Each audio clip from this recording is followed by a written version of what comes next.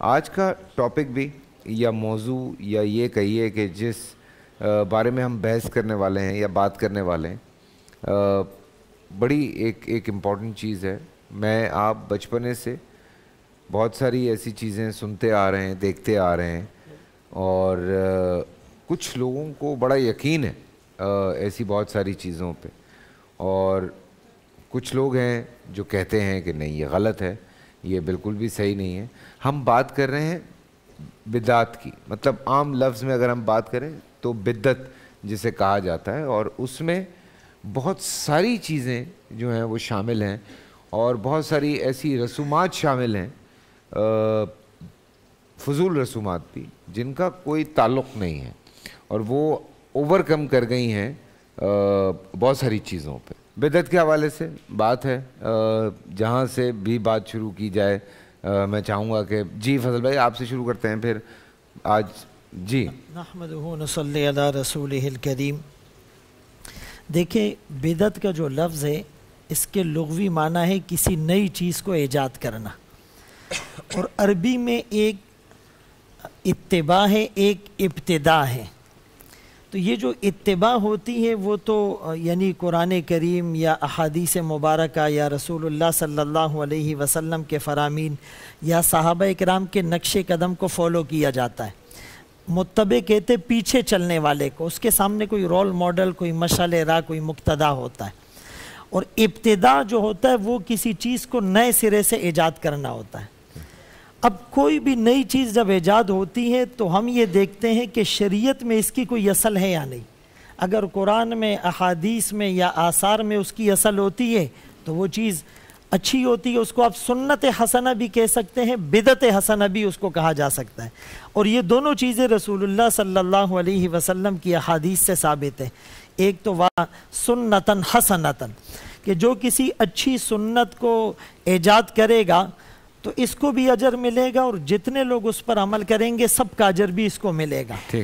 اسی کے مقابلے میں اگر کوئی غلط چیز کو پروموٹ کرے گا تو اس کو بھی گناہ ملے گا، جتنے لوگ اس برائی کو کریں گے ان کا وبال بھی اس کو ملتا رہے گا۔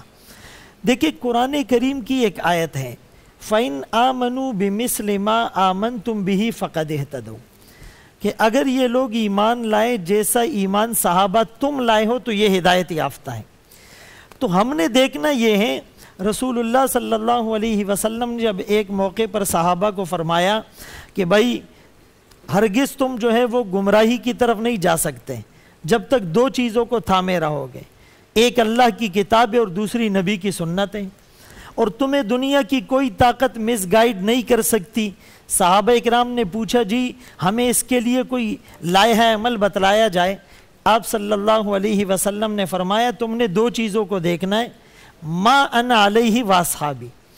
کہ جس پر میں ہوں اور میرے صحابہ ہیں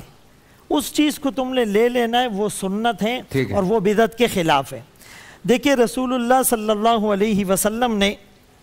اور قرآن کریم میں اس بات کو مختلف انداز سے سمجھایا گیا ہے۔ ایک موقع پر آپ صلی اللہ علیہ وسلم نے فرمایا کہ من احدث فی امرنا ھذا ما لیس منہ فہو رد، کہ جس نے ہمارے دین میں ایسی بات نکالی جو اس میں پہلے سے نہیں تھی وہ مردود ہے۔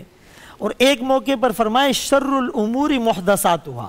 کہ سب سے برے کام دین میں نئی نئی باتیں ایجاد کرنا، اور فرمایا کہ ہر نئی بات جس کی اصل قرآن میں نہ ہو وہ گمراہی ہے، اور ہر گمراہی آگ میں لے کر جائے گی۔ پھر اس میں بدعت کی دو تعریفیں کی ہے امام نووی رحمۃ اللہ علیہ نے اور دوسرے حضرات نے بھی۔ ایک وہ بدعت ہے جو آپ کو فسق اور نافرمانی کی طرف لے جائے، ایک وہ بدعت ہے جو آپ کو کفر کی طرف لے جائے، تو ان دونوں کا حکم الگ ہوتا ہے۔ تو ہم نے کسی بھی چیز کو جب اس پر ہم عمل کرتے ہیں تو قرآن کریم میں، احادیث میں یا اجماع میں، اجماع بھی قرآن کریم کی آیات سے ثابت ہیں، اس سے ہم نے پرکھ کر دیکھنا ہے، اگر وہ اس چیز کے مطابق ہو تو اس پر ہم نے عمل کرنا ہے۔ اور رسول اللہ صلی اللہ علیہ وسلم کے ایک صحابی کی ایک بات مجھے یاد آ گئی، عبداللہ ابن عمر رضی اللہ عنہ کے بارے میں آتا ہے، عنہما کے بارے میں، کہ وہ راستے سے گزر رہے تھے تو کہیں پر جو ہے وہ ایک مسجد تھی، تو وہ 2 رکعت پڑھنے لگے، لیکن مسجد اس طرف تھی اور انہوں نے 2 رکعت وہاں پڑھی۔ تو کسی نے ان سے پوچھا کہ مسجد ادھر ہے، آپ نے 2 رکعت وہاں پڑھی، تو فرمایا مسجد تو وہاں ہے، لیکن ایک دفعہ اللہ کے رسول صلی اللہ علیہ وسلم کے ساتھ میں اسی راستے سے گزر رہا تھا، اس وقت یہ مسجد آباد نہیں تھی، آقا نے وہاں 2 رکعت پڑھی تھی، تو سنت کو زندہ کرنے کے لیے میں نے بھی وہاں 2 رکعت پڑھی۔ ٹھیک ہے جی۔ بول انٹرٹینمنٹ کے شوز دیکھنے کے لیے ہمارے چینل کو سبسکرائب کریں اور بیل آئیکن پر کلک کرنا نہ بھولیں۔